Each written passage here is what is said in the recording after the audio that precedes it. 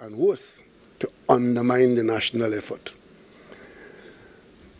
You may recall that when I became Prime Minister, one of the first things I had to do was to go to Jamaica to smooth the feathers of the Jamaican business community, who were well advanced in organizing a boycott against the products from Trinidad and Tobago.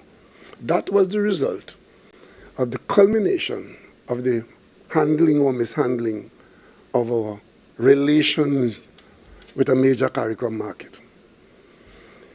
Another thing that I had to do, which I did at the first CARICOM meeting that I went to as head of the government in Trinidad and Tobago, was to put back on the agenda of CARICOM the whole question of the CARICOM single market and economy effort.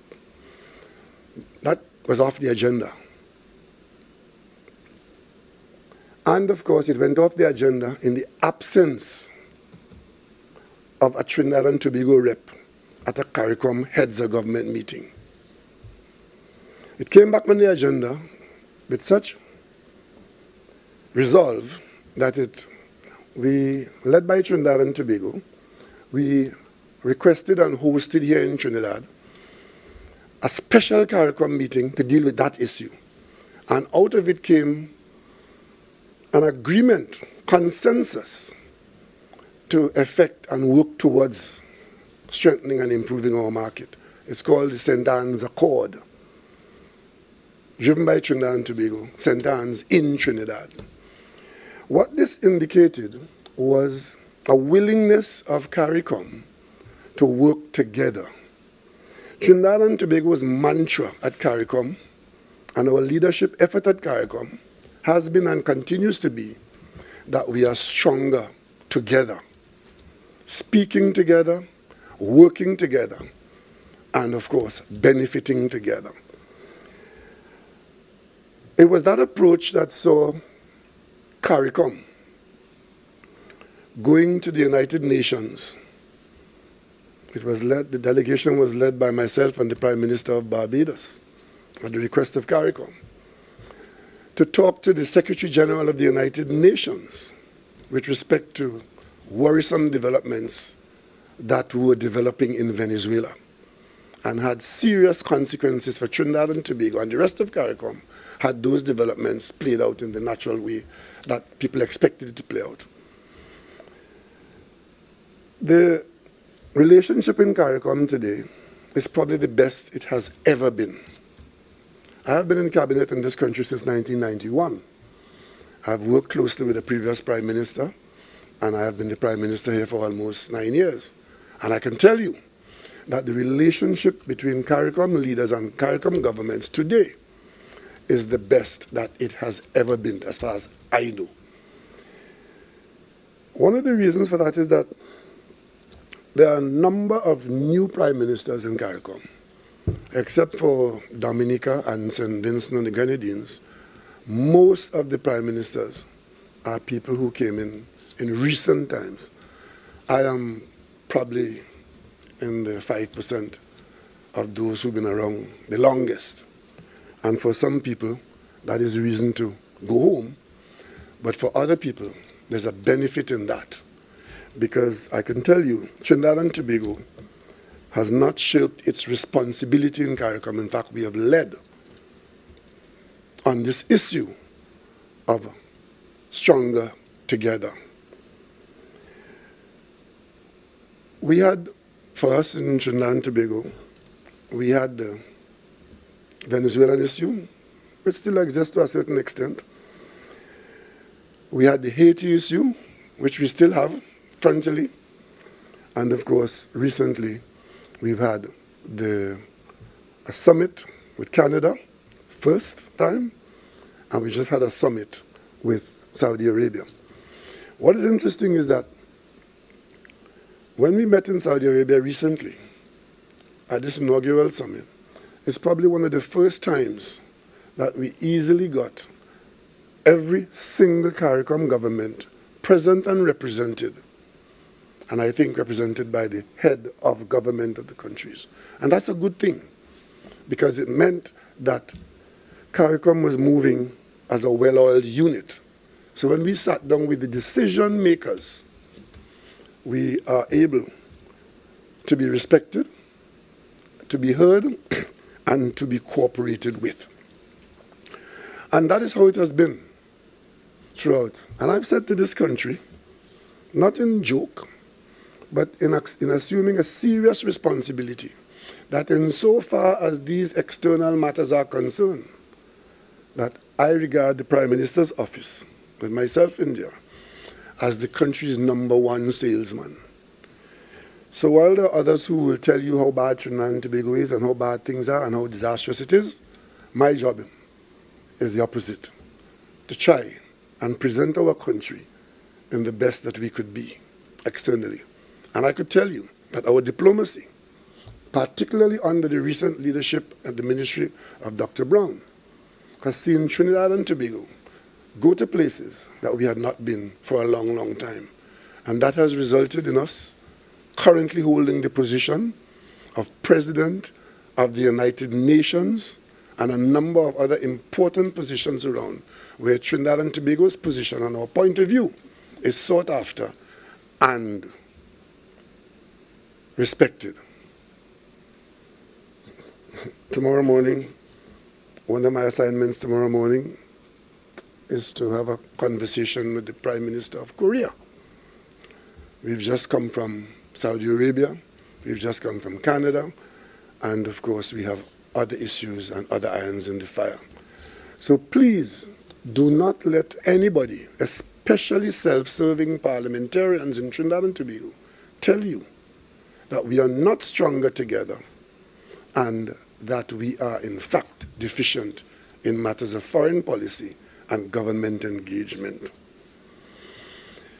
With respect to our trading arrangements, they say no news is good news. Minister Paula Gopiskun is very active and present in CARICOM with all our trading matters. And it's not to say that we do not have instances of disagreement or instances of challenges, but we have been managing them without any public discord or disturbing fanfare. We have a number of trade issues which on a regular basis the minister travels to and take part, goes there with cabinet direction, having got the guidance of cabinet, and Trinidad and Tobago is there to ensure that our interests and regional interests are well served. With respect to Venezuela, it was not by accident that Minister Young was appointed minister in the office of the Prime Minister. That was one of the initial appointments I made for the specific purpose of doing two things. One, getting the benefit of his legal skills, and secondly, ensuring that we put on our front burner at the top of our priority list this whole question of what do we do about our declining gas reserves. To some people, if we wait long enough, the dry season will turn into the rainy season and we'll get rain. Or the rainy season will turn into the dry season and we'll get dry grass. But any responsible government of Trinidad and Tobago, as we are coming into office in 2015, we could not but have seen that this country's future was in grave jeopardy. Maybe not the immediate, but the future, the medium term, and certainly the long term, is in grave jeopardy if we do not find additional supplies of natural gas in particular. There are persons in who carry national conversation here. They drink their rum, and they come on the radio, or they go in the newspapers, and they write all kinds of unsolicited advice, including that we should not be pursuing our gas business because the rest of the world is shutting it down for electricity, electric cars, and they'd be no longer doing internal combustion engines and so, as if we don't know that, as if we aren't aware of what is happening with climate change. But we are also aware that those who are loudest in the call to treat with the existential climate threat are very busy expanding their hydrocarbon business. The United States has quadrupled its production in natural gas. And instead of being a purchaser of our natural gas, is an exporter and competitor. As a matter of fact, there is the point of view in some quarters that the difficulty that we are having with Venezuela and getting access to Venezuela gas is not only about any concerns about elections in Venezuela, but it's about keeping a competitor out of the market.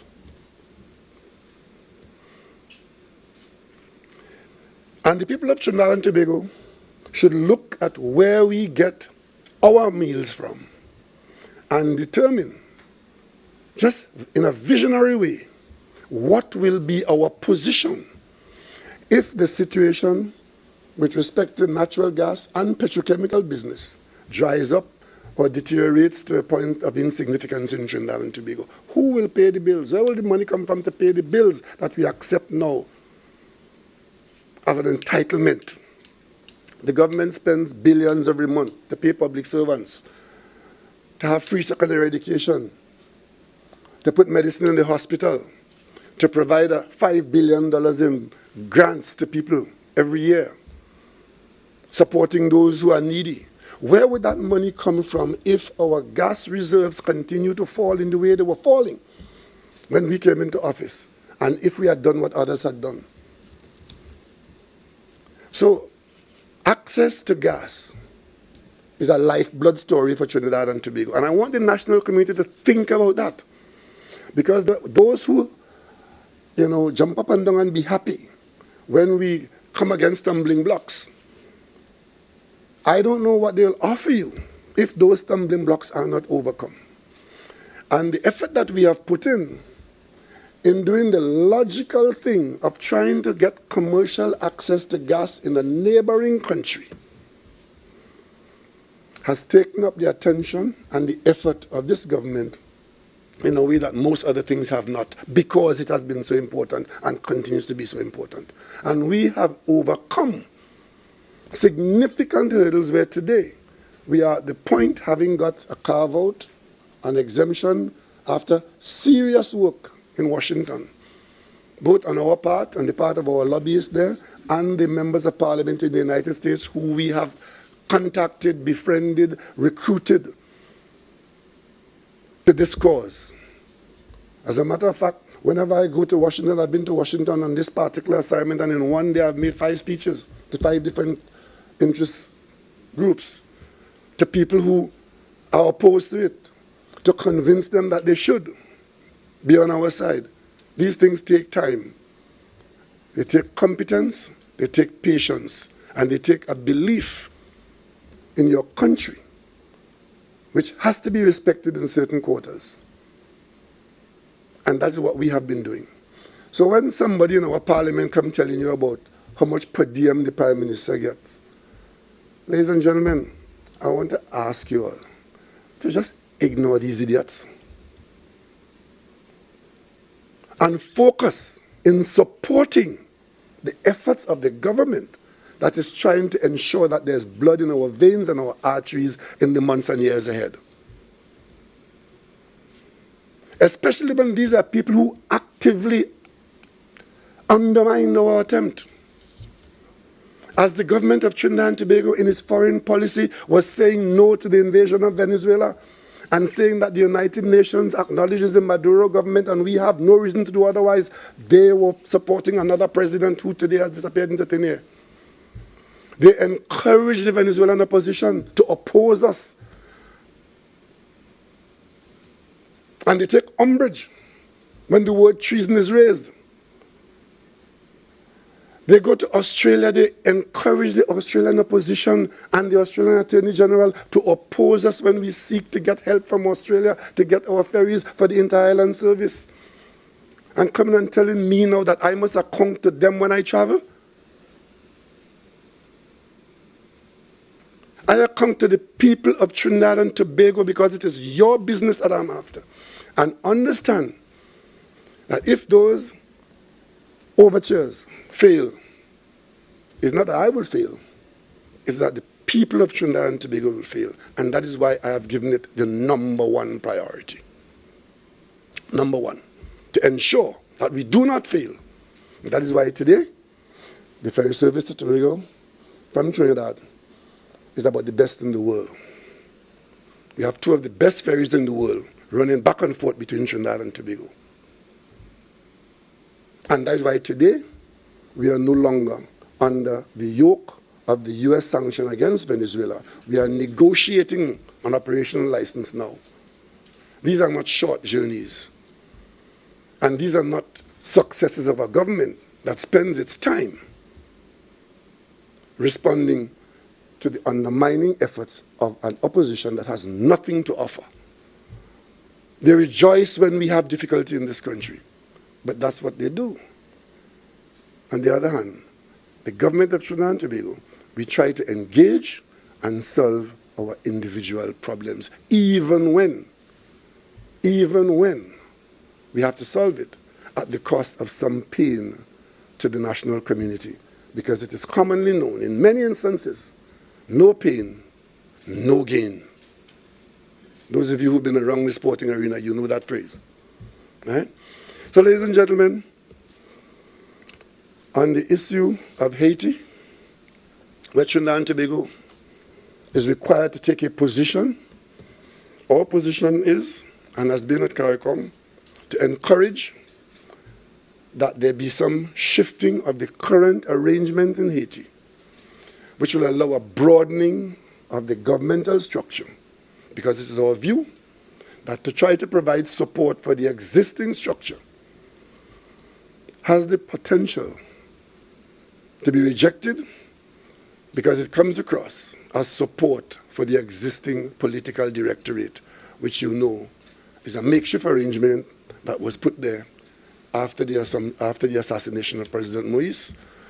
And we strongly believe that a great effort and greater effort should be paid to getting a broader-based government to prepare Haiti for some time in the not-too-distant future to have some kind of election timetable and have the population be brought along. Today, I think there's not a single elected official in Haiti.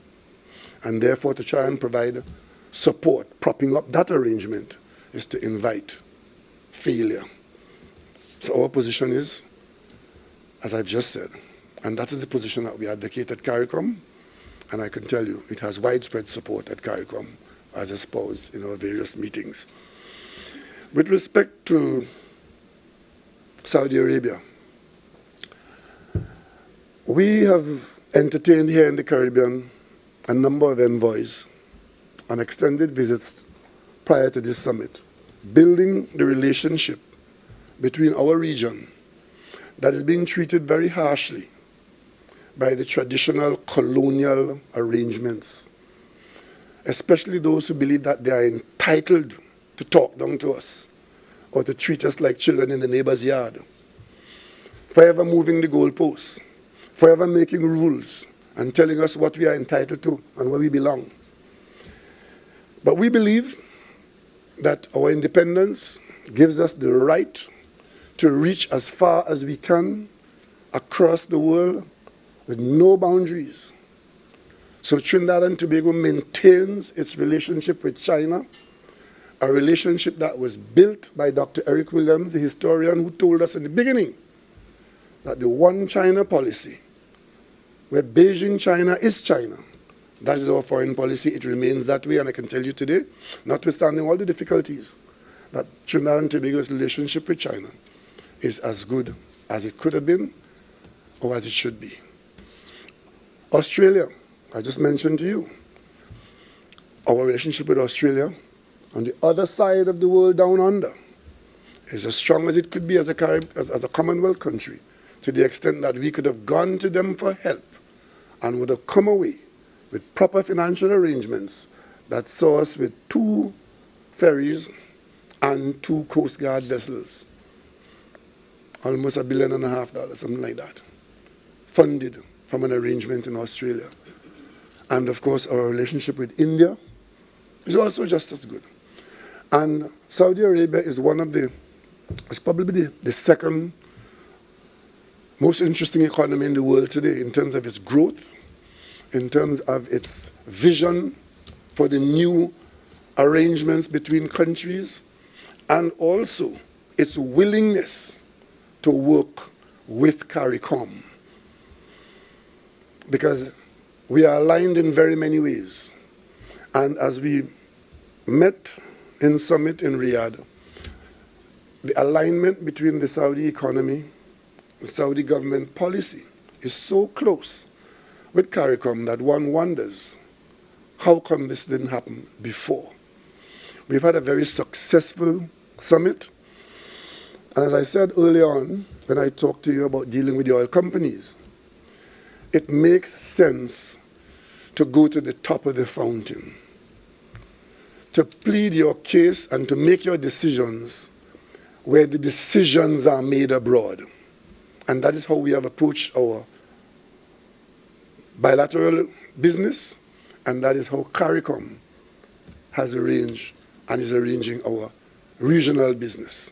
We go to the decision makers, and that automatically involves our heads of government and meeting people where they are or bringing them to us where they're willing to come to us.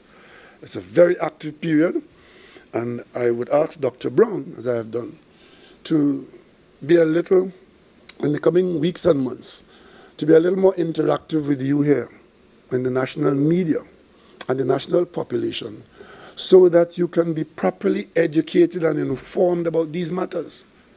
Because our independence is important to us, and our economy and our opportunities are not only affected by what goes on within our borders. Yes, a lot goes on within our border. Our local news is extremely important, but what goes on outside, in many instances, affect us long before you see it in what goes on within the border. And therefore you need, at this time in particular, you need to pay attention to what is happening outside in matters where we are involved. For example, there's a meeting coming up at the COP meeting, which I'll mention in a little while, where the general sentiment now in some quarters is that countries should come out of the production of hydrocarbons. In fact, in some instances, in the officialdom of this matter, there are dates being put against which, for example, you would have seen, if you were following the developments, you would have seen where one of the largest producers of oil and gas is supposed to come out of that business by 2050. I'm talking here about the Emirates. And of course, next door to them you have Saudi Arabia, and of course you can go spread around. But let's take the Emirates. You know how they responded to that? Their response to this expectation that they'll be out of the business is to say it's unrealistic. The world's demand for energy will require significant consumption of hydrocarbon energy well beyond 2050. And as a result of that, they are investing heavily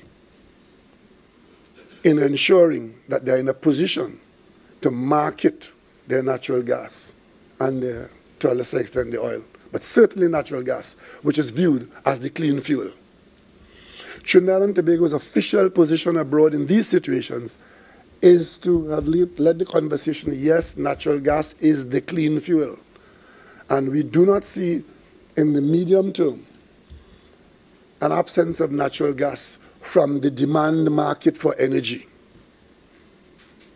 So we will continue to put our efforts into ensuring that natural gas is available for us to market and continue to live off the earnings of that for at least some significant time. And of course, one of the conversations that we've had, and Minister Young is talking in a continuation of those conversations tomorrow with Aramco Trading, where we have raised the possibility of some kind of alignment in the business of managing oil and refining to see if there's any possibility that we could do business with Aramco trading. But those discussions are still in the infancy, but we will continue to make them to see what comes out of it. So don't ask me what is the outcome when we are now opening those doors. I have made it my business to come before you on this podium in particular on a regular basis and stay with you for long hours, ensuring that you are party to what is happening in the government. This is not something that you have been accustomed to. That has been the hallmark of my administration. I have stood before the local media for more hours than any other prime minister. And that being so, you cannot say that you are unaware of what the government is doing. You might not know all the details, because some of those details are in fact to be confidential for good reason. So let good order prevail, that what is to be confidential for the time being will be, but what you need to know, we've always been here to answer your questions and to offer you, even before you ask the questions, what is happening in Trinidad and Tobago. And when I spoke to you last time, I did tell you that between mid-November and early December, there were 3 big meetings that I was going to attend, one after the other. It turns out that the dates for the, what they call the high-level meetings, meaning heads of government meetings for COP, eventually was settled around the 29th of this month. In the meantime, CARICOM was settling the summit, and that summit was settled on the 16th of November. On a bilateral basis, Trinidad and Tobago and the oil companies, our meetings are set in stone in the first week in December. So I could not reasonably expect to run from.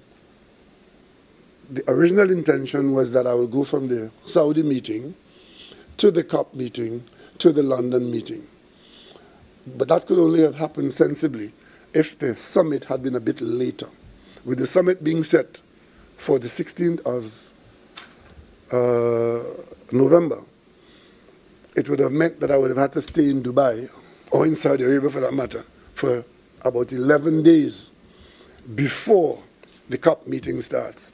And of course, for those who have a question mark about the cost of things, that would have been $250,000 for my team to remain between one meeting and the other.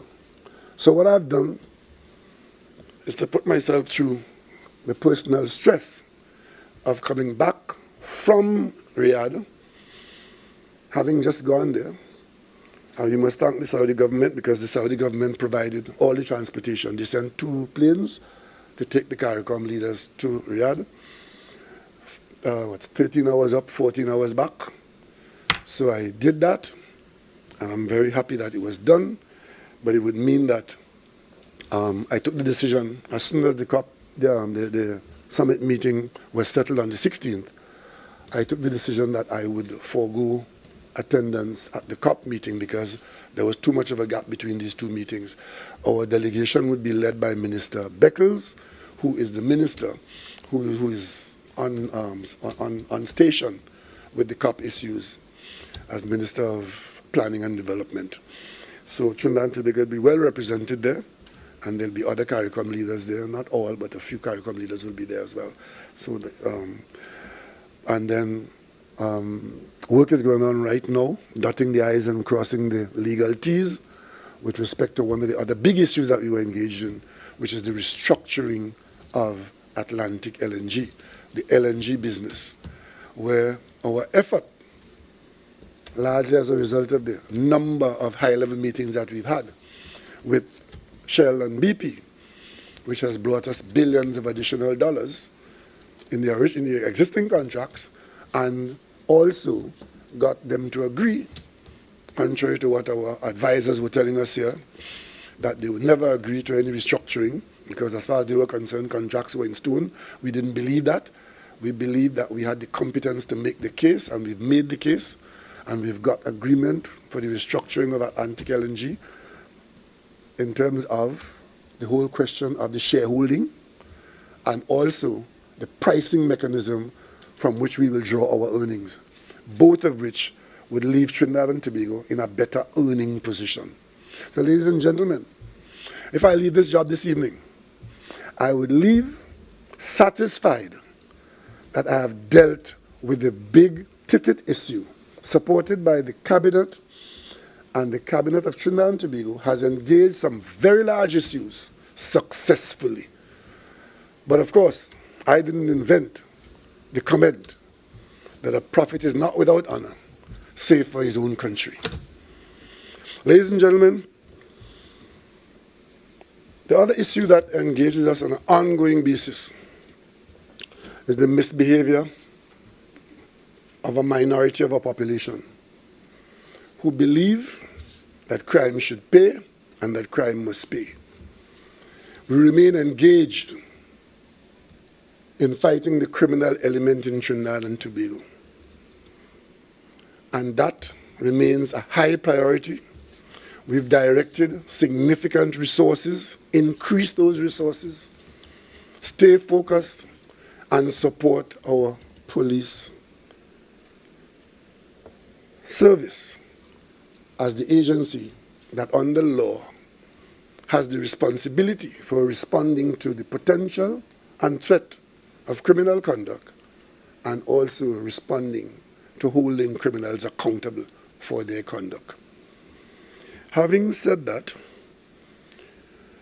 I saw your news today and I heard the conversation this morning, this whole question about negotiating peace with criminals. Well, let me make my position very clear on the position of the government of Trinidad and Tobago and the position of the Parliament of Trinidad and Tobago.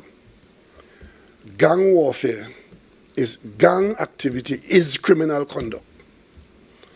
As a matter of fact, it is criminal conduct that spawns the identification of gang leader, gang warfare, gang peace, or gang war. The Parliament of Trinidad and Tobago understands this and has allotted significant amount of Parliament effort to codify the law, to allow the law enforcement in Trinidad and Tobago to respond to criminal conduct identified as gang activity. I refer here specifically to the anti-gang laws. And notwithstanding the fact that the police is required to speak to every citizen in this country if the police sees it fit, whether you are an abusing husband, a delinquent parent under the Truancy Act or otherwise, the police will speak to you and be authorized to speak to you. But what the police is not going to be authorized to do is to negotiate any abridgment of the laws of Trinidad and Tobago as it applies to any aspect of criminal conduct. And I say no more on that. Ladies and gentlemen, we have had a very successful meeting recently in Riyadh, where doors are now open to CARICOM, including Trinidad and Tobago, to review our involvement and management and access to international finance through a willingness of Saudi Arabia to work with us on that score. With respect to the access of finance for development projects, we found a very willing partner in a country that has the ability to be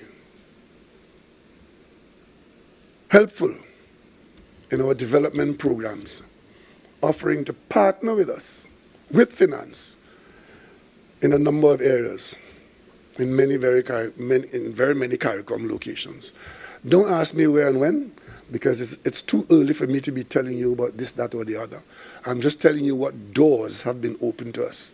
And we intend, if we put our heads together in Trinidad and Tobago, or if we see opportunity to be better off, to go through some of these doors, whether it is in finance, in energy, in diplomacy, in education, in culture, because as you would have seen, one of the things that was raised by Trinidad and Tobago was the whole question of ease of transportation from our region into the holy places of Mecca, where our population, which is very significant, we have a significant Muslim population here for whom the Hajj to Mecca is a command from Allah. And it is in fact now, it has an economic side to it. And I hope that our people would have seen the effort that we are making to ensure that they don't have to go to Venezuela for a passport, for a visa, and travel to the Hajj through Turkey. We are hoping that the time will come when they can smoothly travel from here to Saudi Arabia and carry out their religious duties. The Saudis, one of their diversification efforts is a huge leap into tourism. The numbers are staggering as to the amount of tourists that they are receiving and putting out. And their investment that exists now and will exist even in greater numbers when they operationalize a new airline that will have many tens of jumbo jets specifically for growing tourism around the world. And we who live in the Caribbean and know for a fact that it is the most attractive area in the world for tourism, we are interested in that kind of development. And Trinidad and Tobago, with its own airline, Caribbean Airlines, we are on the ground floor of ensuring that whatever is growing here, that we are, if not a branch, that we are a twig of it. And what we have found is a willingness on the part of the Saudi authorities to help us to do that. So ladies and gentlemen, it has been very successful. And we will continue. You might have heard me at an earlier time saying that we've had discussions of sharing, rather than having every CARICOM country having an embassy everywhere around the world, and we were talking about sharing with other CARICOM. We were in discussions with Barbados on this matter, on sharing our outreach in certain locations. That has come up with our new initiatives with Saudi Arabia. And of course, one of the things that is on the table, on offer, is a CARICOM house in Riyadh, where any or all CARICOM countries can be accommodated to have its embassy. And Trinidad and Tobago will take advantage of that offer in the very near future. It will require certain adjustments in our thinking. We are pre-COVID and pre-certain developments in the Middle East. We had certain initiatives on the way, but we have to adjust to the changes that have been made, and we are now in a position to welcome our presence in, again, one of the fastest growing cities and the regional capital that just happens to sit between Asia, Africa, and Europe. You can't get a better location than that. So, and to have a willingness to work with us there is a great positive. So you will hear more about that, and Dr. Brown will tell you about that in as it develops in the coming days. So let me just stop here for now, and I'm sure you have a few questions that you may want to ask me that I might be able to answer. Anthony, you came in late. You can't come last. Anthony, you were there when I passed? All right, use your seniority. We're going to have it, it's going to be seniority. Anthony first, yes. That must be a great question, eh? Yeah. Prime Minister... No, you can sit, Thank you. You said the relationship in CARICOM is the best it's ever been, as far as you're aware. But you also said that natural gas, access to natural gas, is a lifeblood issue for Trinidad and Tobago. Venezuela is holding a referendum on December the 3rd, in which the people of Venezuela will be asked to say whether they agree with the Venezuelan government that Essequibo is part of Venezuela. How does that referendum and what may come after it impact on Trinidad and Tobago in CARICOM, and Trinidad and Tobago for whom natural gas is a lifeblood issue? If there's any country that understands the principled position of Trinidad and Tobago, it is Venezuela.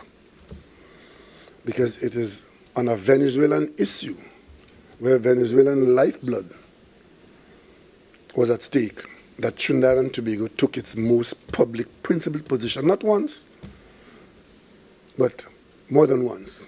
You may recall, maybe you're too young to know that this Essequibo issue had flared up at one time. And it was just as scary as it is now. And it was Dr. Williams of Trinidad and Tobago who brought about some easing of the tension. We are confident that the governments of Venezuela and Guyana would know that CARICOM's position that our region must be and remain a zone of peace is the best position for all of us.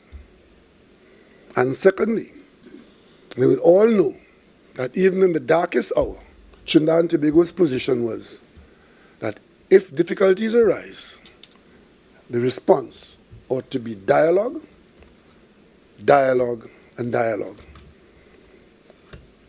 It was a Venezuelan issue that took Trinidad and Tobago in the leadership in CARICOM with our colleagues to Uruguay, alongside Mexico and Norway, saying this in favor of Venezuelans making Venezuelan decisions in difficulty.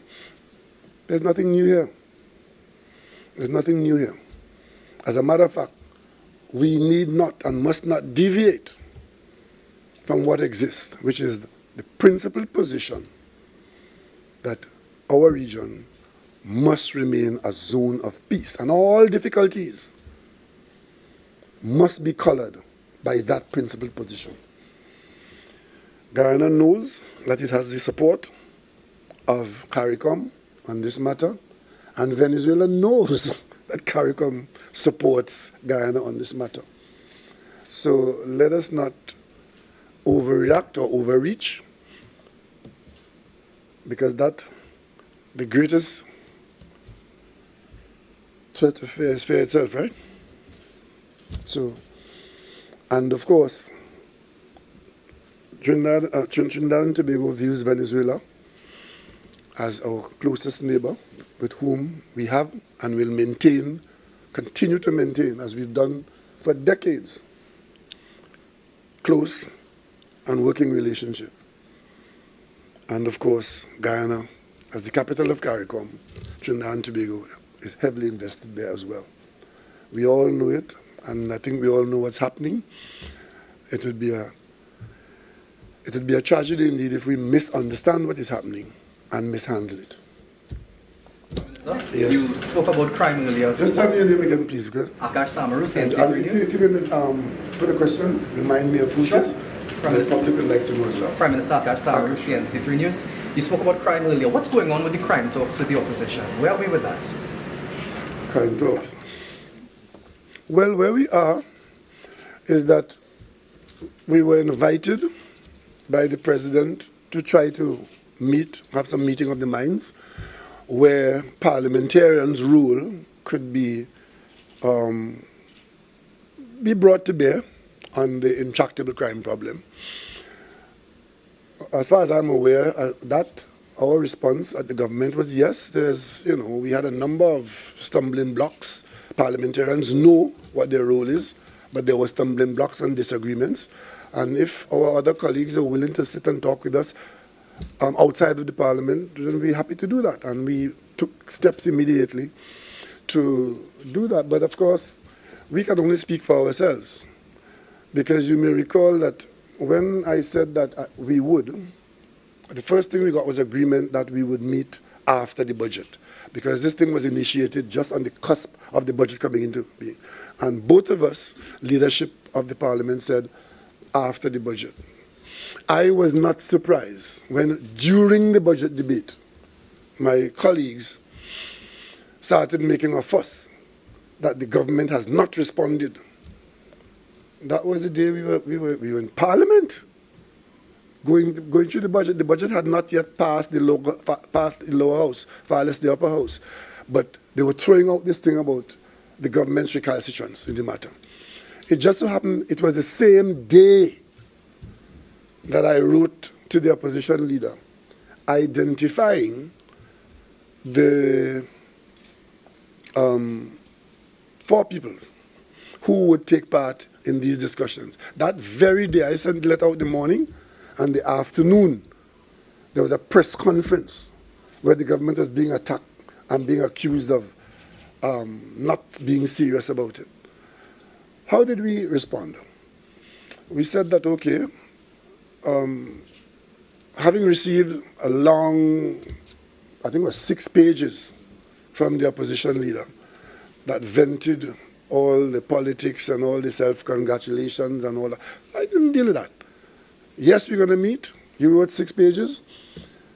We sent back a list of the known and even unknown areas of legislation where the opposition had not been welcoming to our ideas. And of course, we said, we are going to deal in these talks with what you bring and what we bring. But you have to have some order. 8 people for him for it. And of course, we said the Attorney General would chair. And that seemed to have immediately offended the opposition. How could I dare the Attorney General? And we had 5 people and they have 4. Now, it makes you wonder, what exactly is their view of these crime talks? Because if you're going to meet, we're not meeting by a bar to drink some rum or to have a few beers and talk about some girls. Somebody has to convene it. Somebody has to chair it. Somebody has to be in charge of advancing it as a process. They insist that it must not be the Attorney General because the government will have 5 and they have 4. I didn't know it was a voting process. I thought we were meeting to talk. And 4 members of the government and 4 members of the opposition is a huge part of the parliament meeting there on a particular issue. And of course, I see it being said that the Prime Minister must lead it. Now, that tells me that I don't want to say that they're not serious. Because if I say that, I'll be guessing. What I do know, and I will say it here now, this idea of crime talks does not excuse the government from its responsibility of being responsible for the country's safety and security. We all know that. And if we rely and wait on the opposition to help us do that or to do that for us, the government will get nothing done. Because it is my view, having worked with this particular group of people in the opposition, that they do not want any improvement in the crime situation in this country.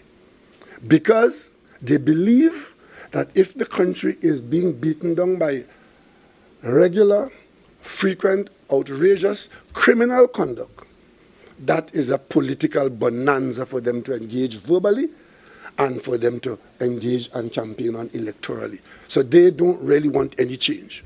If anybody is desperate for a change in this country in this matter, it's the government. Because the government is held responsible for the safety and security and the personal conduct of everybody in this country. So when you tell me that you are not going to name people unless the Prime Minister is chairing it, you couldn't be serious. And again, this is not the first time. I want to remind you all, because you people in the media have a habit of not looking back on Monday to see what happened on Friday. Before crime got to the height that it got in the national conversation, what was the conversation in this country with respect to government failure? It was health. It was the dispensing of health services in the country.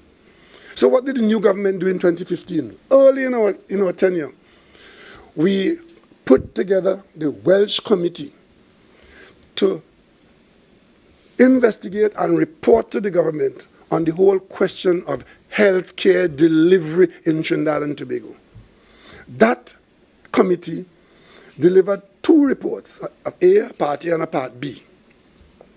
When we got those reports, This is dealing with healthcare delivery in the country, that they were jumping up and down. The health system collapsed, and the health system collapsed, and some collapsed. You remember that story?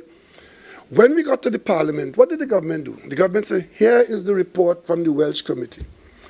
We sent it to a joint select committee of the parliament, because in there are certain fundamental decisions that require to be made by a parliament that has accepted certain things, which, if they are to be changed, would require some significant parliamentary approval. We sent it to a joint select committee of parliament, meaning government, opposition, and independence. That is what our constitution allows for collaboration between parliamentarians. So all those who call in for crime talks, there's a provision for that. What did the opposition do in that situation? You know what the opposition did? The leader of the opposition, quite casually and blasé, said deliberately refused to appoint any opposition member to the Joint Select Committee that was going to deal with healthcare delivery. And as a result of the opposition not participating, there could not have been any consensus approach to fundamental changes in the delivery of healthcare. One of the points in that whole situation, I think was a fundamental one which brought the part B of the report, was what do we do about private sector, public sector doctors conducting private sector business, using the hospitals to harvest patients, or spending more time in their surgery as against the salary time in the public service. Those are the kind of discussions that came up. And the opposition wanted no part of it. So now we're talking about national security. The biggest issue I'm seeing as I'm conducting my work as head of the government with my cabinet colleagues, fighting crime through the Ministry of National Security and other ministries, what I'm seeing is the opposition talking about crime talks. But the singular most important thing according to them is that the government must open up these talks to national consultation so that Tom, Dick and Harry and NGOs and former commissioner of police and party could be part of it.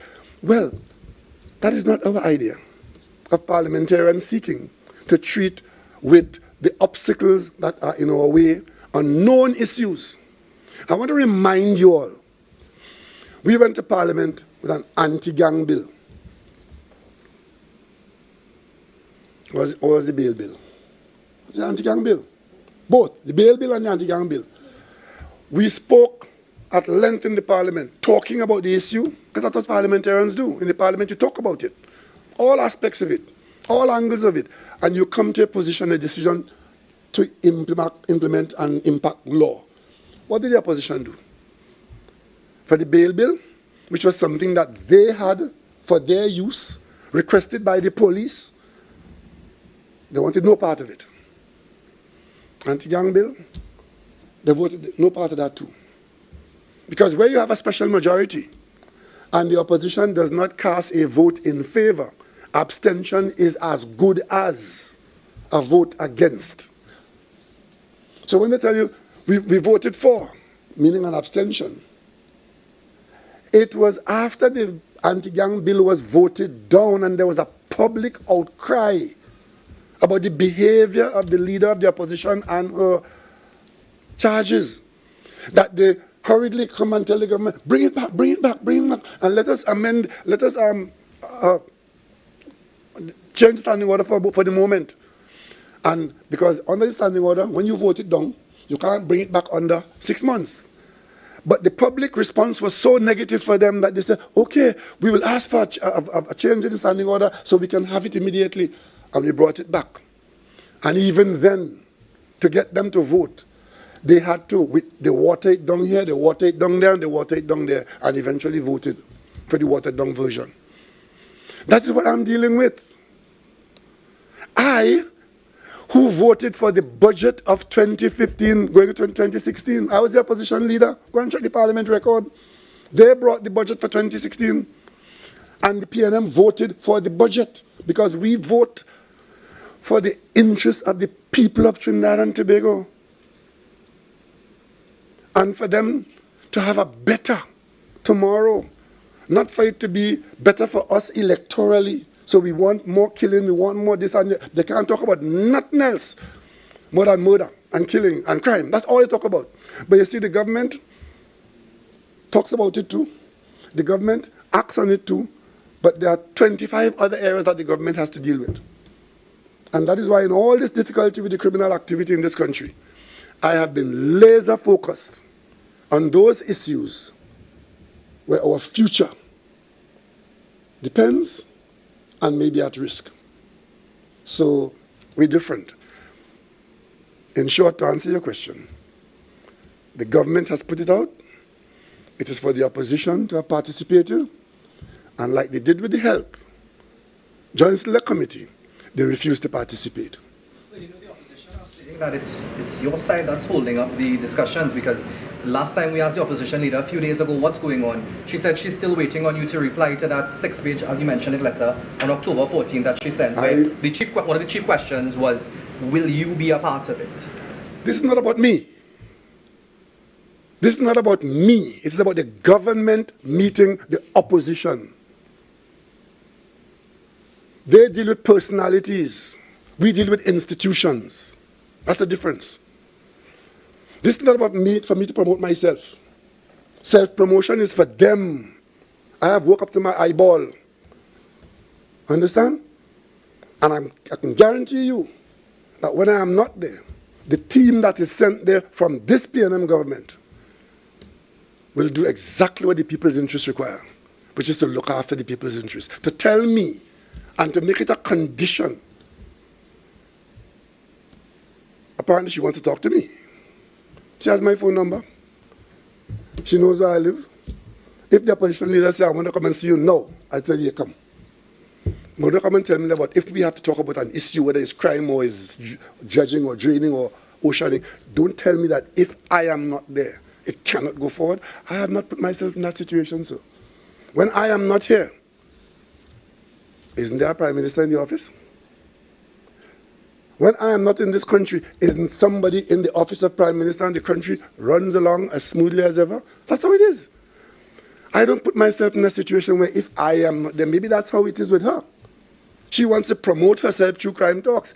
I want the government to talk to the opposition. If she can't find 4 people to say, talk to the government, then say so. But the bottom line is to say that if I don't have, and she's naming certain people who must be in the talks, you know.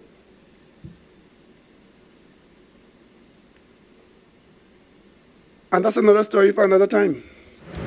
Prime Minister, good afternoon. Primary hearing is ZPnews.com. Prime Minister, you know, you said that crime is the biggest problem, right?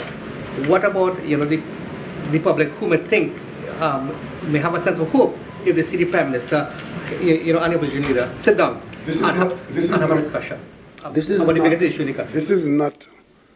This is not about optics.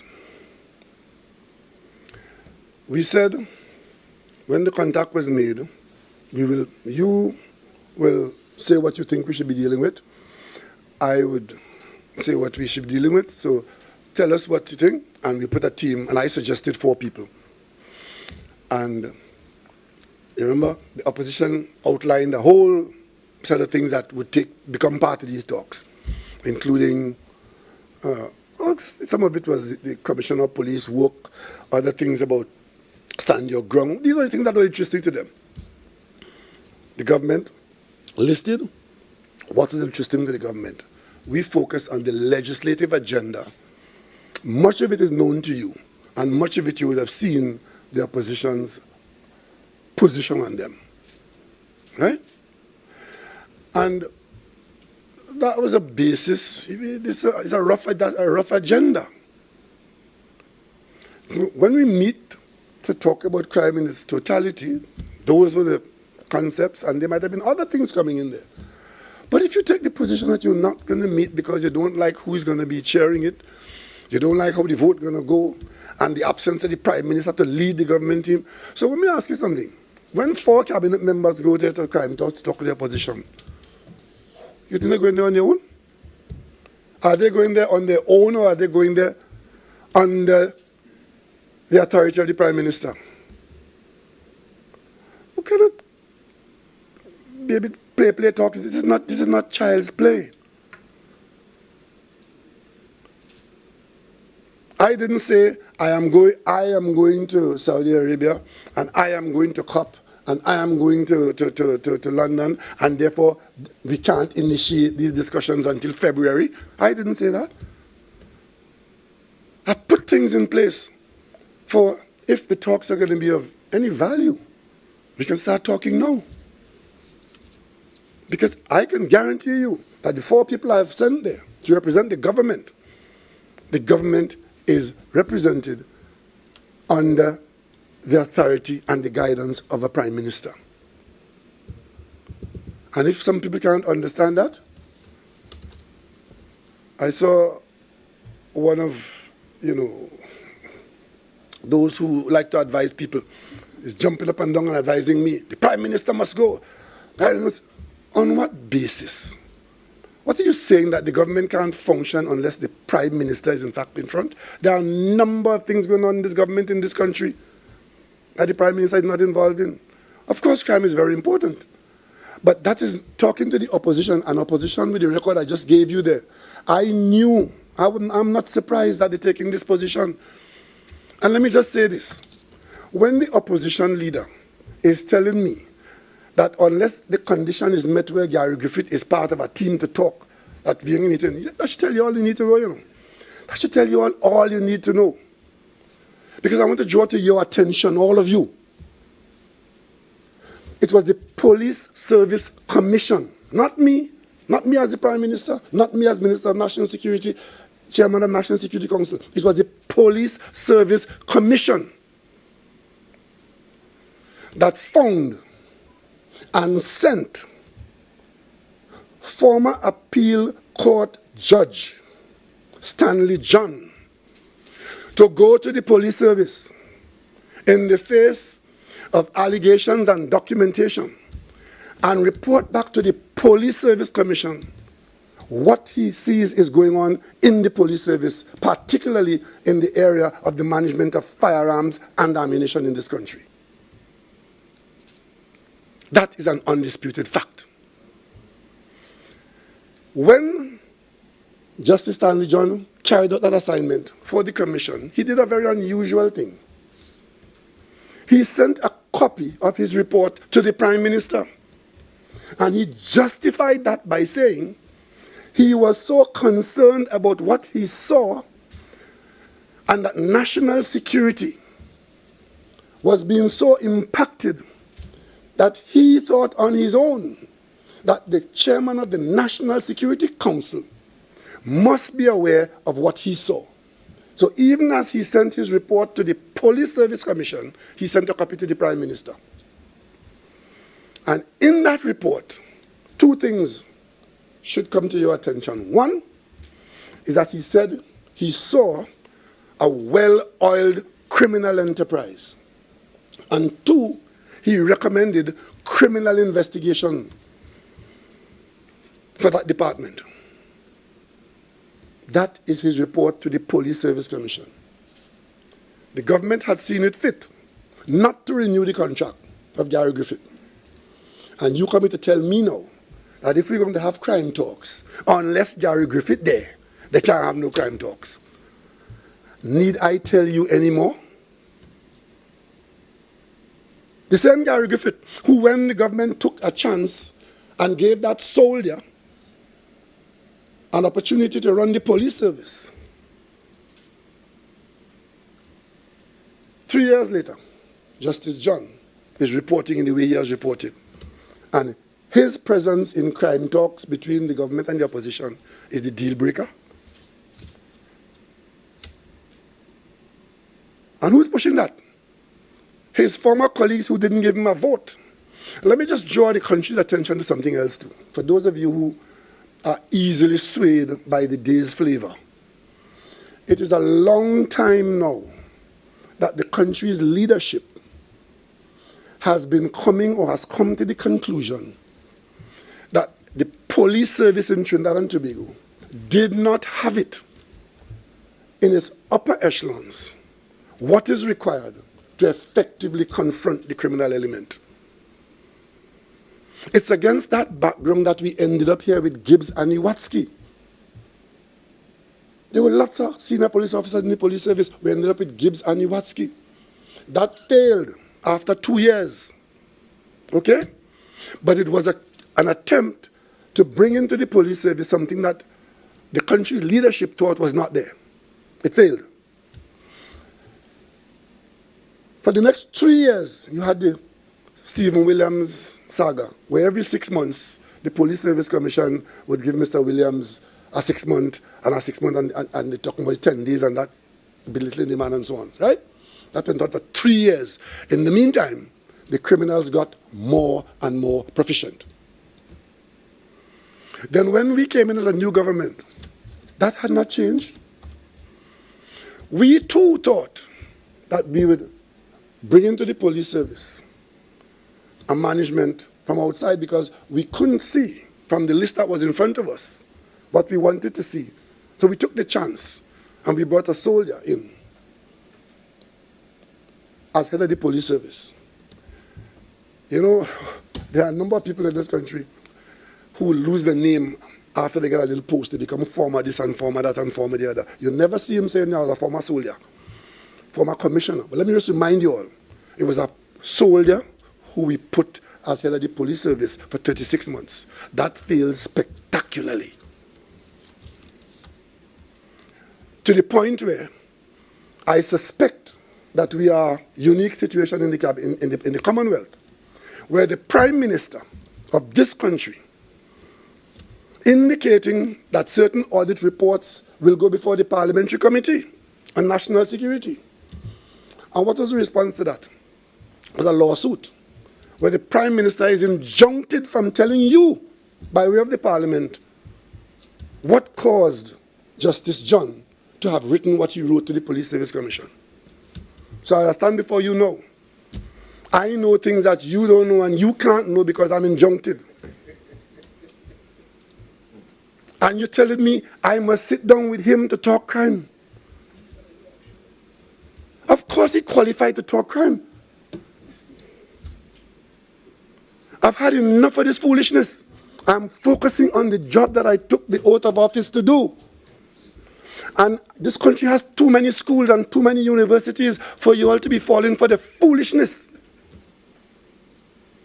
There are more people in the opposition who spend their day worried about the police than maybe on Duncan Street. But they're out front, leading the national conversation, upsetting your psyche, and holding out the prospect of something better and laying down conditions. They will lay down no condition for this government. We represent the people of Trinidad and Tobago by majority, whatever it is, and we have a responsibility. And it is in that context that we will not be played in that way. We went ahead with the health system that they wanted no part of. We went ahead, we completed the Couva Hospital, we built the Point 14 Hospital, we built the Arima Hospital, and we're building the tower in the Port of Spain General Hospital. And we built a number of other health facilities.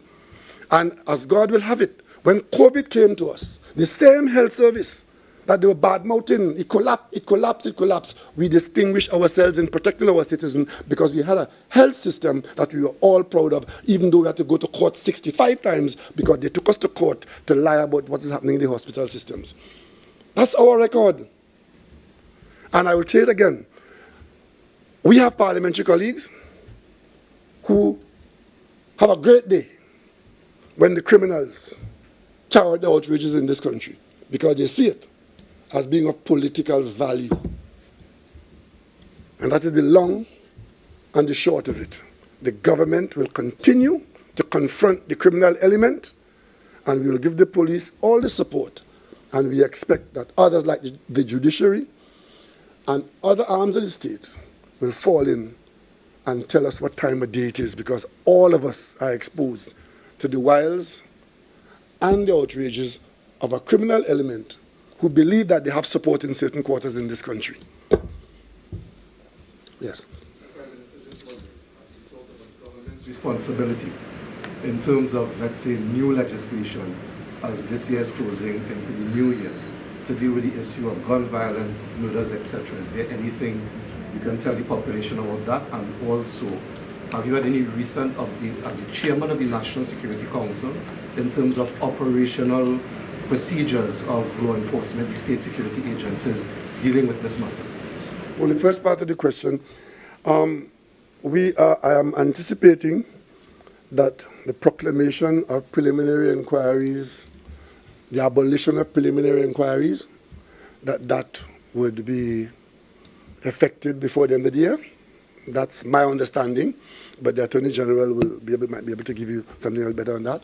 In terms of brand new legislation, there are some amendments that we may be able to do, but remember, any significant change would require, we have a situation where special majorities would be required to interfere with constitutional provisions. And I am telling you, once we have anything that requires a special majority, the opposition has a position that is their strength for it to fail, because they don't want any improvement, because they believe that the improvement will be for the government. They don't see it as improvement for the people of Trinidad and Tobago. They see it as though it's the government. There are some politicians in this country who would... some politicians in this country who, they don't care what they prevent the people from having, as long as it, in their little minds, benefit them at the polling station. That's what you have. And the second part of your question was what we do at national security and how we interact with the police and so. I meet, I would say, fairly regularly with, we have 10 police divisions in this country, meaning the country is divided up into 10 parts, and each division is led by a senior police officer. And I meet with them from time to time to get reports as to what is happening in their districts, and to try to encourage them that if each division has a leader who is ensuring that in this division the law is enforced, police officers are living up to their authority and oath of office, and that people have confidence in the structure in there, that we have 10 divisions. If 6 of them are managed by people who are good, it's like a cricket team. Not every person on the team is a star, but every person is required to contribute to the outcome of the game. And we meet on a regular basis. The National Security Council receives reports, makes comments, but as you know, we can't direct the police service, because that is when you are going to get very upset. I mean, I've seen it very frequently being implied that the Prime Minister is a dictator and he dictating to a lot of nonsense. We keep our distance from the police decision-making with respect to policing, where it involves individual actions against any person or any situation. But overall, we interact with the police service through the minister, who interacts with the Commissioner of Police, and I dare say maybe other senior officers. That's how it should be. But the minute we require to interfere with the legislation, police is trying. I mean, they have their serious issues with the police service, not the least of which is the trust that the public has or doesn't have because of some of the actions that we see from time to time with police officers. That trust is being eroded, and they try to build it back, and every so often when you think you're building it back, somebody does something that damages it again and so on. But the bottom line is that we are on the job doing that. But the criminals keep adjusting. And the criminals will always have an advantage in that they decide when they commit the crime and who they commit it on. That's an advantage that only they have. But in terms of the government providing the resources, the government ensuring that the police knows that they have the support of the government. As I speak to you now, the last meeting we had, and one of the things that came up is that there isn't enough, they don't have enough vehicles to be able to put more people out in certain situations in terms of patrolling and bringing about police defense force. We took immediate steps to get the Minister of Finance. We're in the process right now of funding and buying vehicles from the showroom. Because the process of buying in the long way, they've been trying to buy vehicles through the normal bureaucratic process. VEMCO and the police commissioner office, that is now going on for months because these are slow process. But we need to have the soldiers and the police out there immediately. The cabinet took the position, if it is vehicles they don't have, go in the showroom and see what is there. We've done that. So in the next week or two, you should see another 50 new vehicles to ensure that when the soldiers want to go out with the police, that there's no impediment of no vehicle. So that's what we do. That's the kind of thing we do. We support as far as we are able to ensure that they are resourced to respond. Sidestep the procurement legislation? No, we did not. It is being done. In fact, the legislation allows the police department, which is headed by an accounting officer, to procure. Right? I'm glad you mentioned that. We're not sidestepping any legislation. We are using the legislation. Right? Yes, Priya. I have two questions. There was a time previously, under a previous I.A.N government, when there was an attempt to negotiate a truce with, at that time they were called community leaders. Do you see this question of I know you've taken this hard line on the peace deal, but can that at all... Do you see what? You've taken a hard no on this peace deal. I don't want you to misunderstand me, because maybe I should clarify that a bit before you go further. I, more than anyone, would know, because I'm a Tobagonian. I would know when police was in charge of this country, in the station districts, and the sergeant was in charge. If you were misbehaving in the community, you had an audience with the sergeant, right? The sergeant was sent to call you, because I grew up knowing police sent to call Bacchus. That was the conversation. I'm MP for Carnage. I know Sergeant Bell was in Carnage.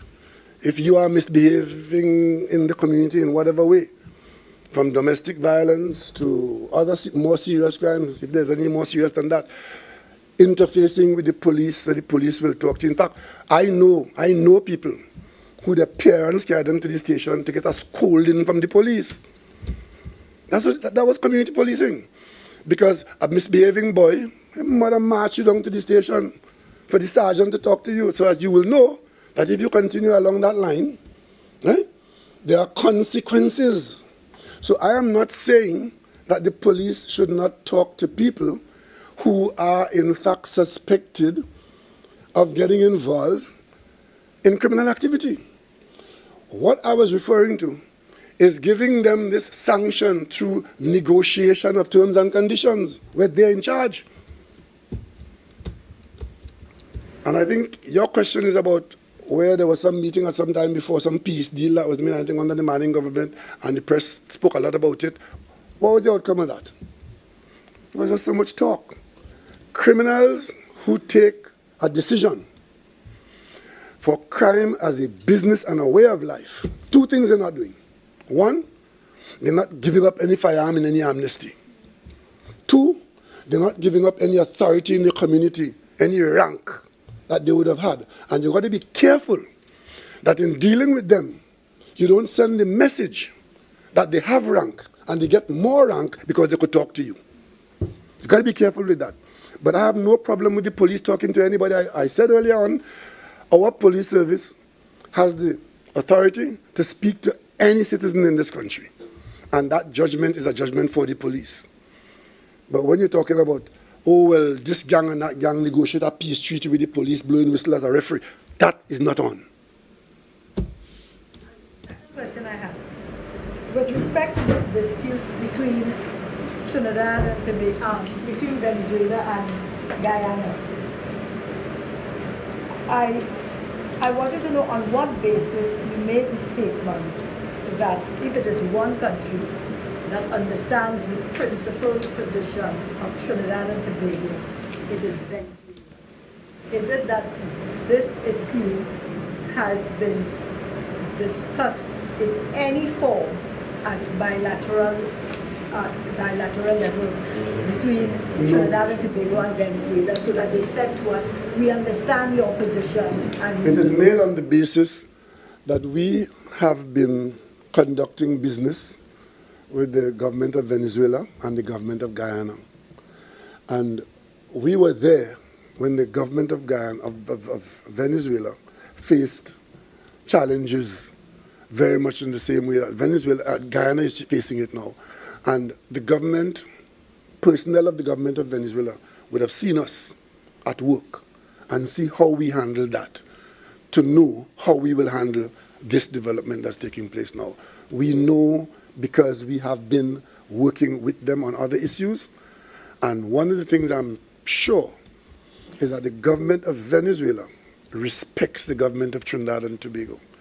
And the government of Guyana also respects the government of Trinidad and Tobago. And therefore, our position with them starts off on that basis of respect.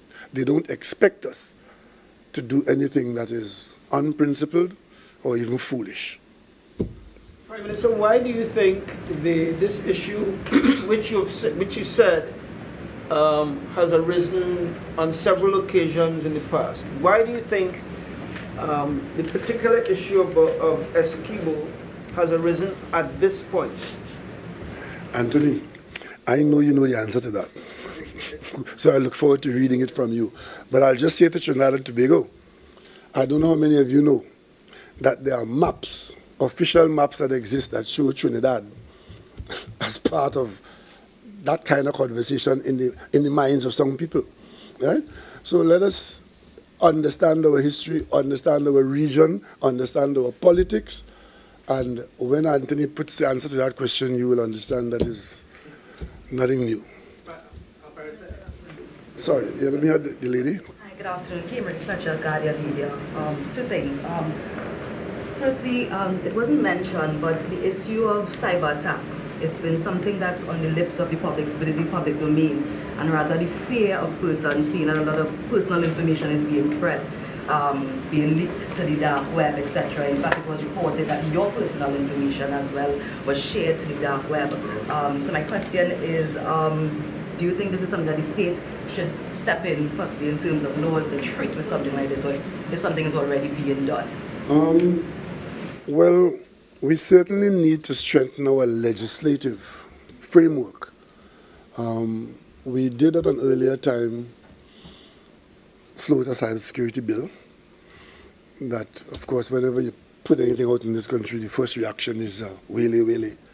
But now, especially as we become more and more dependent on the digital age offerings, it is a matter of urgency for us to return to prioritizing the legislation that will deal with the environment of cybermatics, if you may call it that, so that cybersecurity and a whole new suite of criminal offenses need to be identified and codified. And I expect that the Minister of Digital Transformation and the Attorney General will get that before the Cabinet as quickly as you can to ensure that we do have the deterrent effect to the extent that there is deterrence that can be had. And in the event that the population can do anything to ameliorate it, that they have the legislative authority and support for doing that. It is certainly a part of our economy.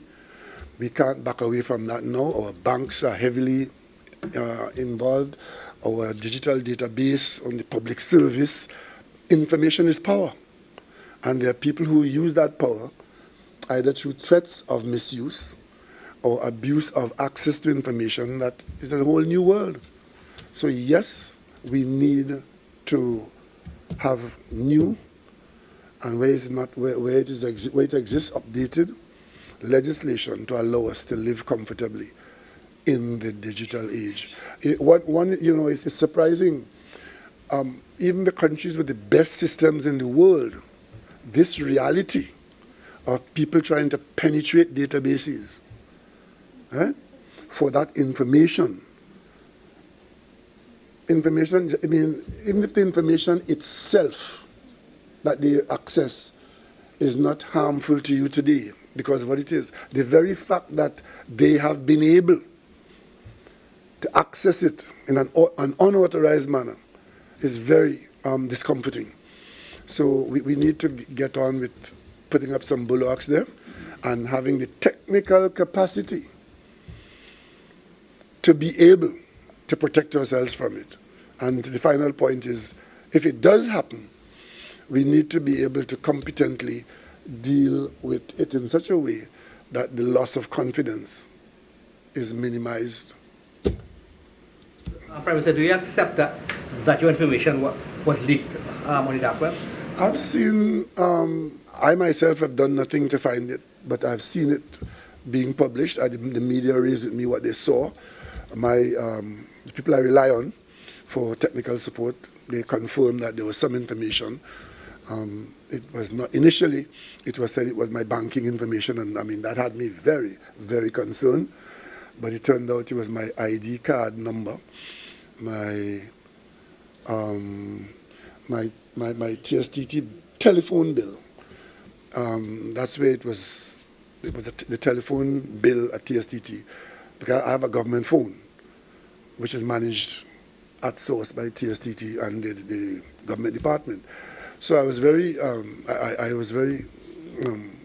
comforted that it wasn't banking, because if there's information and there's information, but the whole idea of unauthorized access to databases, I mean, a simple thing like your health chart, you don't want that in everybody's hand. It might look harmless to you, but criminals can use that in any which way, you know. Minister Gonzalez did say it wasn't you. Do you agree? No, he said it wasn't me, specific to what was in a particular article. What was there was not mine.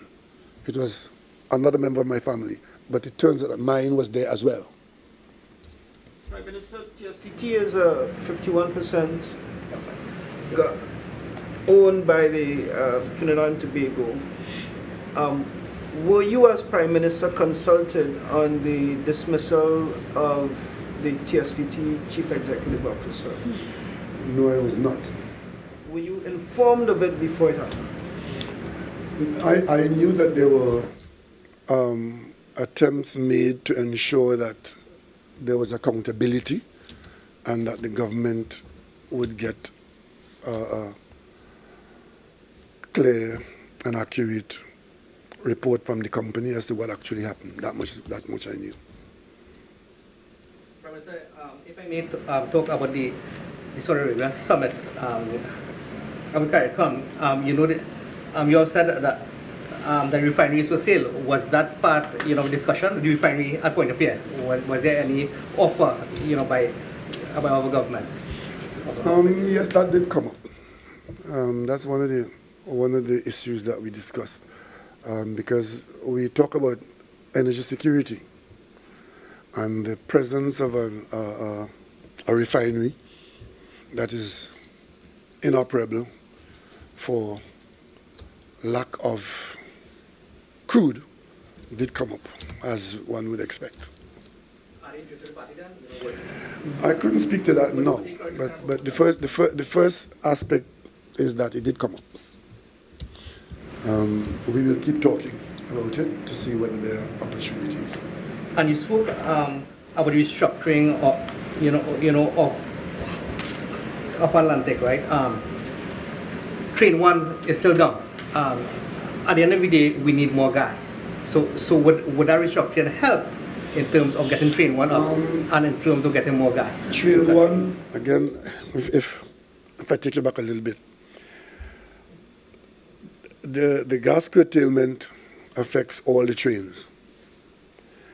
when the Train 1 issue became public, there was a big hue and cry from our parliamentary colleagues that we had spent, I think it was 34 million US on Train 1, and it was wasted because Train 1 had to be down and la la la. What we said to the country then is because of the ownership structure, where Train 1 and Train 4 were the areas where the people of Trinidad and Tobago had a shareholding. We had a 10% in Train 1 and an 11% in Train 4. And there was no shareholding in Trains 2 and 3. We understood what that meant if Train 1 was just excised from the business. When we wanted to renegotiate a situation where our ownership structure would leave us with some ownership in Trains 2 and 3. That appeared to have been too complicated for some people to understand.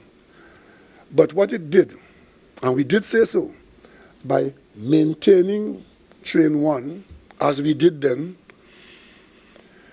it allowed us to have a seat at the table, because it was at the table that you negotiate what happens with Trains 2 and 3. At the end of those discussions, I can tell you now that the new arrangement is that we've brought the 3 trains together, and the people of Trinidad and Tobago will have a percentage ownership across 2, 3, and 4. So now, Train 1, even though there's not enough gas to bring Train 1 into operation, and there's no plan to do so at this point in time, so we now be dealing with a 3-train industry.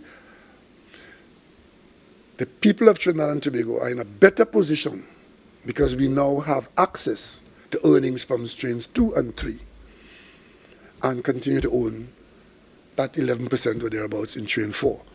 And of course, that could only have been done if we were able to hold to the table those who own Trains 2 and 3. That is what a government does. That's called good government. That's called success. What percentage we now have in 2 and 3? I wouldn't want to speak to that today, but we do have reason to be happy. We're having some documentation to be signed, and I don't want to speak ahead of the signing of those documents. That's what I'm going to London to see happen in the first week of December. Prime Minister, you said the new arrangements with Atlantic, of course, and BP and Shell, would increase the revenue to Trinidad and Tobago by billions of dollars. Is the government ever going to disclose how many billions of dollars? We always do. We disclose to you how many billions we got by asking them to agree with us that we ought to earn more. The Minister of Finance told you, and it's available. Minister West is here. I don't know if she has it in her head, but I could give you the assurance that, and I'm sure we did, on at least 2 occasions I was there when the Minister of Finance and the Minister of Energy on this platform told you how many billions more we got as a result of what we negotiated. Had we not renegotiated those arrangements, we would not have got those additional billions. As a matter of fact, look at it this way. We are now getting earnings of gas at 2.6 billion cubic feet per day, as compared to peak times when it was 4.2 billion. But we are still managing to run our country off the earnings of gas, because some things happen where a lower volume of gas is giving us about the same kind of revenue that we were getting when a higher volume of gas under different arrangements were being sold. One of the things that we are doing, or we started to do very early, is to try to shift the formula for our take from Henry Hub to the international market. Because outside of Henry Hub is a US pricing basis, which you see normally like $2, $2.75, $3. But elsewhere in the world, there's an Asian market and there's a European market where the price is much higher. We were excluded from those markets because of arrangements that were in place. This government changed that. We are not, as we go forward, what are the things that we're doing here? The government share of gas, which we are entitled to under the contracts. In an earlier time, we had allowed the oil companies to market that share. This government has changed that going forward. Minister Young can give you, I'm going to ask him again, to have a day out with you all and give you the details. He's put it here, but sometimes it's too difficult to absorb all that at one time. But the bottom line is, we would be able to, in fact, we are able to market our own gas, and we end up selling it to the same people at a higher price because the arrangements have changed. When we said we were going to make those changes, anybody in this room who was at the spotlight at Energy at the Hyatt, go back and read what the government said there. I spoke, Minister Franklin Khan spoke, and we said what our targets were, what the areas of our concerns were. We kept to that, and it had borne fruit for us. That has been the government's #1 assignment. So, as we go forward, the day could come, would come, should come, when gas would flow from next door in Venezuela to us. Gas is a billion-dollar industry. Putting pipelines down would cost hundreds of millions of dollars, operating it, but the earnings are in the billions. And if you don't do it, opportunity lost would be in the billions. You mentioned... Yes, Jules, sorry, and I'll come to you after. You did mention, thank you, you did mention conversations in Saudi Arabia. Is it the state oil company of Saudi Arabia? Saudi Aramco, yes. They have a number of companies. There's a company called Aramco Trading. They trade in oil. Because you know the oil market in the world is, you buy oil from here, you blend it with this one there. So it's a whole trading business. They trade in oil. And we did have discussions with them, and we are having discussions with them. In fact, Minister Young is having a follow-up discussion, I think tomorrow morning, on that, and we are expecting that those discussions will progress in a particular direction. Natural gas side of things as well, because of course Saudi Arabia is a major player in the... Yeah, on the natural gas side, our discussions were mainly in the country too. As I mentioned earlier on, that the gas producing people like ourselves and Saudi Arabia and others, we are saying that natural LNG is the clean fuel, as against the conversation that you should shut down hydrocarbon business. So we are diplomatically together on that. And with respect to petrochemicals, we are also in the business of the petrochemical industry. So we are aligned in that way. And we do believe that we are being affected by climate change, and we need help in protecting ourselves. The Saudis are willing to listen to us with development financing to deal with issues of climate change, the effect of climate change. They are a major producer of solar power infrastructure. We are looking in that direction. As you know, we're currently building 112 megawatts, and we have to build more as we go forward. And also, we both know that a day will come when we can't rely as heavily as we could, or as we are, on hydrocarbons, either because it has run out, or because the world would have changed, and what is now being advocated come to pass. So we have to build a future that is not entirely so heavily dependent on it. And that's why they are going full speed ahead with some huge investments in tourism. And we believe that even here in Trinidad and Tobago, especially Tobago, that we need to invest more in tourism because it's a more sustainable industry. But you need to do the investment now so that when the drying up comes for whatever reason, your presence in the tourism environment would see you accessing earnings. They are interested in considering development finance for tourism in our country and in the region. So hopefully, I don't know if we can persuade our local entrepreneurs to see it, that the world is saying now, invest in Trinidad and Tobago, in tourism, and financing is available. That's where you're at.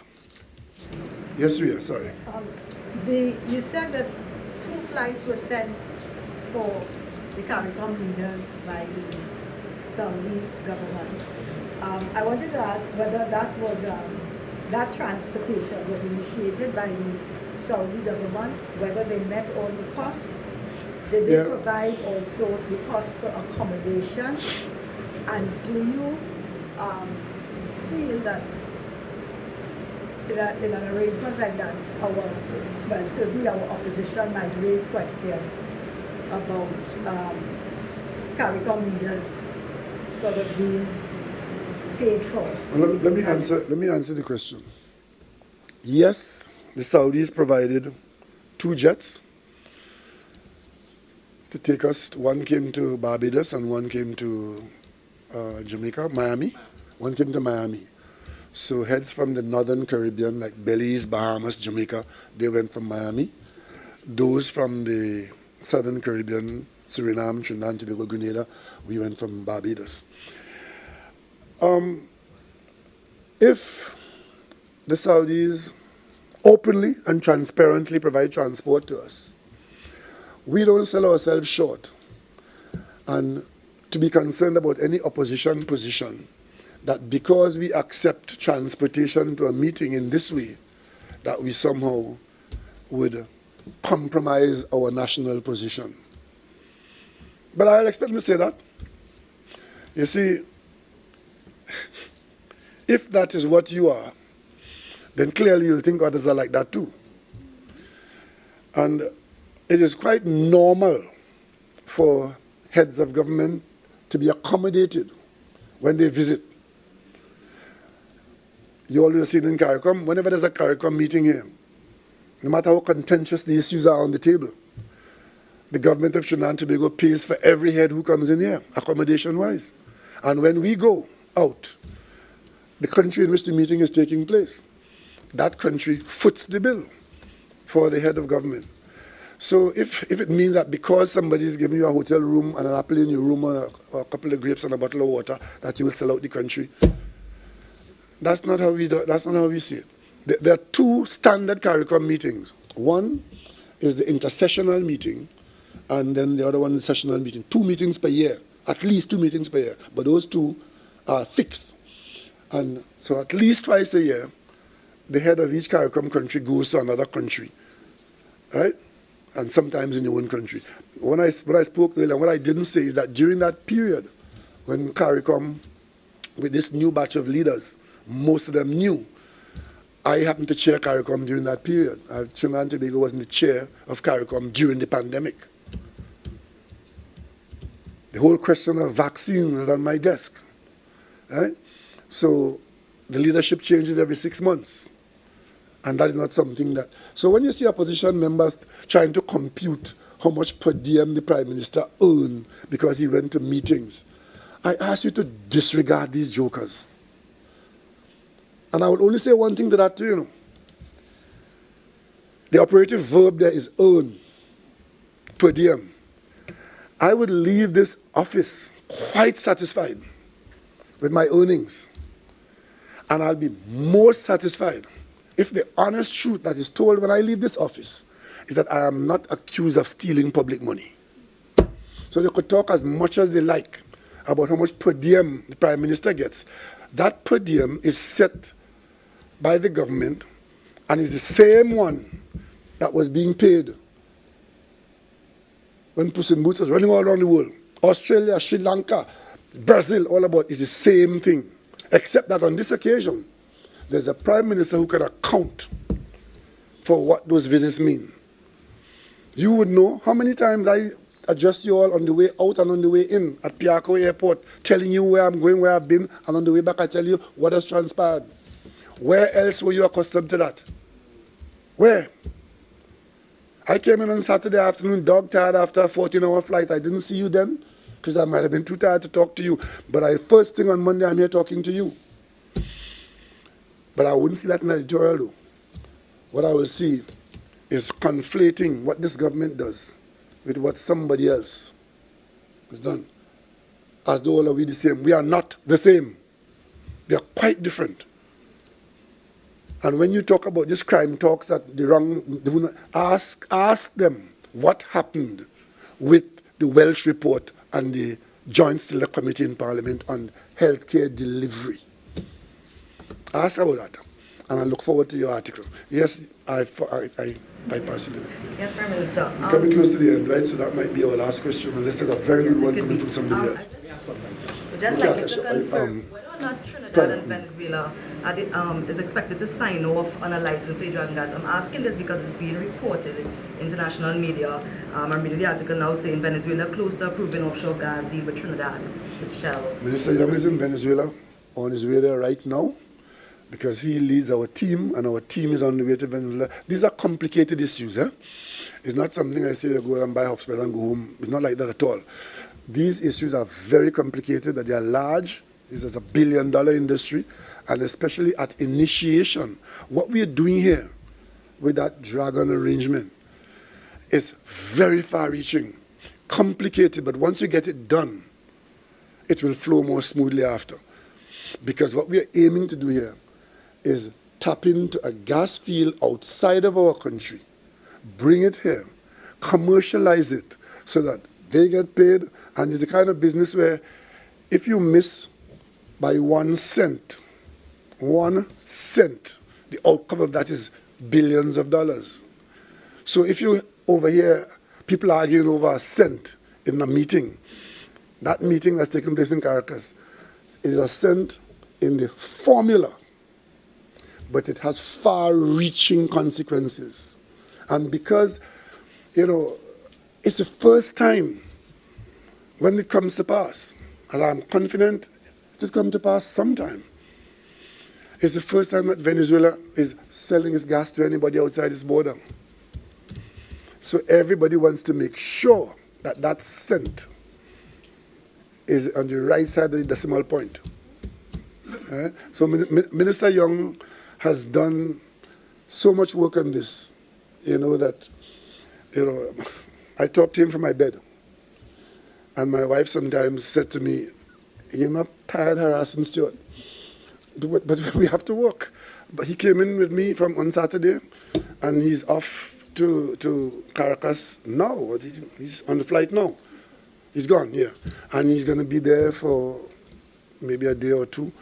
But they're working on the license, right?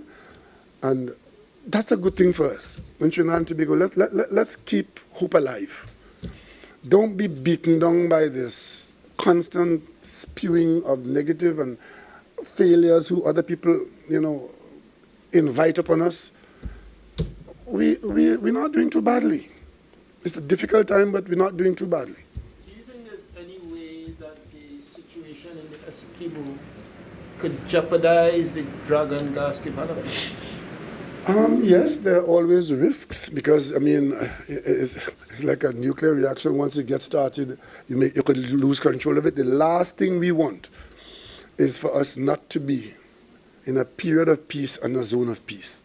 I don't have a crystal ball, but things, especially where diplomatic matters are concerned and that nature, I have no forecast to make as to how it will go. But I could tell you what I would not like to see. I would not like to see the relationship between Venezuela and Guyana deteriorate to a point where consequent actions would negatively damage all of us. Because all of us would be damaged. Because the drug and gas that we're after, Venezuela has an interest there. Guyana has an interest there too. We are also working very closely with Suriname, where they have found significant gas, and Suriname is willing to cooperate with Trinidad and Tobago. The logical thing there, to bring that gas to market, is to the best option to put South American gas to the market. It's Point Lisas. Our real strength in all these negotiations is the existence of Point Lisas. The pipelines, small thing, big money, but technically small thing. And that pipeline will have to come to us from Suriname, through Venezuela, Go and look at Europe. Pipelines come all the way across Europe from Asia. Why is it that we can't have the same thing here and benefit from an economy where we already have access to the world market for products that are required on the world market. So governments are seeing it that way, and we trust that all the governments see it as beneficial to all of us, and we create that economy based on the resources, the God-given resources that we have. And to do that, we need peace, we need security, we need respect, and we need good wishes for each other. Let me change up a little bit. Last question. I know you have been away, but I don't know if you have heard Iowa George's new song. Who? Iowa George's new song, in which he sung the national anthem at the beginning. There are people taking umbrage about the way the national anthem should be rendered. And I know before the past president had she had expressed some concern in which right.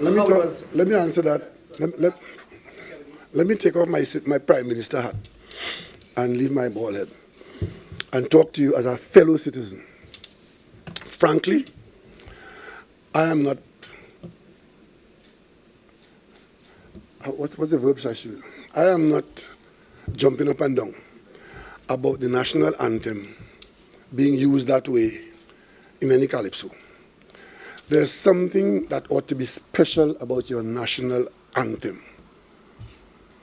And the reason why you stand when it is being sung, I don't stand up on any hymn being sung or any other. You stand when the national anthem is being sung for a reason. And that gives it a profile and a place that no other song has. And on that basis, I would say, I would rather if the national anthem is not treated in that way. Right? Thank you all very much. See you again sometime soon. Thank you.